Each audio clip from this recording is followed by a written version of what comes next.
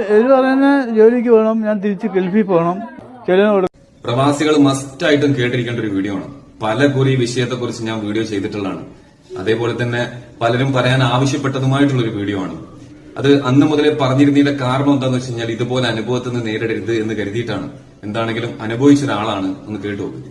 കരുനാഗപ്പള്ളി കുറ്റിപ്പുറം എന്ന് പറഞ്ഞ സ്ഥലത്താണ് നാസർക്കയുടെ വീട്ടിൽ. നാസർക്കയുടെ അവസ്ഥ ആണല്ലേ, കഴിഞ്ഞ 10-33 വർഷം ഒരു വീടിന് വേണ്ടി, ഈ കുടുംബത്തിന് വേണ്ടി, ഇവരുടെ ഭാര്യയ്ക്കും മകൾക്കും വേണ്ടി കഷ്ടപ്പെട്ട് ജീവിതം മുഴുവൻ ഗൾഫിലെ പ്രവാസ ജീവിതം നയിച്ച ഒരു മനുഷ്യനാണ്. അദ്ദേഹത്തിന്റെ ഒരു ആയുസ് കാലം മുഴുവൻ ജോലി ചെയ്ത് സുഖമില്ലാതായി കഴിഞ്ഞപ്പോൾ അദ്ദേഹത്തിന്റെ കമ്പനി അദ്ദേഹത്തിന്റെ നാട്ടിലേക്ക് പറഞ്ഞയച്ചു. കൊടുക്കേണ്ട അവകാശങ്ങളും മറ്റുള്ള കാര്യങ്ങളും എല്ലാം കൊടുത്തിട്ടാണ് അയച്ചത്.